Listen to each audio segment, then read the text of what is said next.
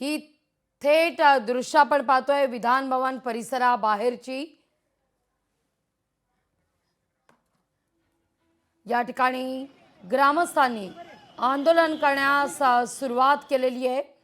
विधान भवनाच्या बाहेरची ही दृश्य आपण या क्षणी पाहतोय।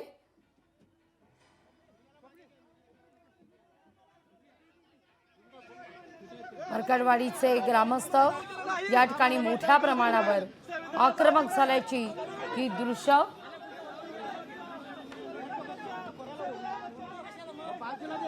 मार्कडवाडी ग्रामस्थ विधान भवनाच्या बाहेर आंदोलनाच्या पावित्र्यात होती।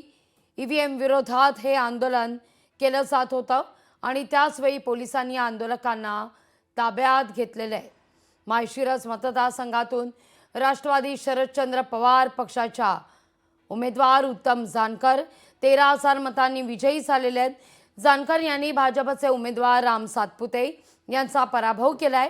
जानकर कमी मतांनी विजयी झाल्यामुळे मार्कडवाडीचे ग्रामस्थ हे निराश आहेत।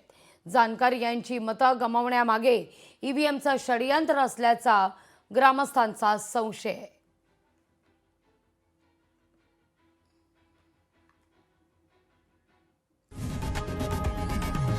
लोकशाही मराठी ऐका, पहा, जागरूक रहा।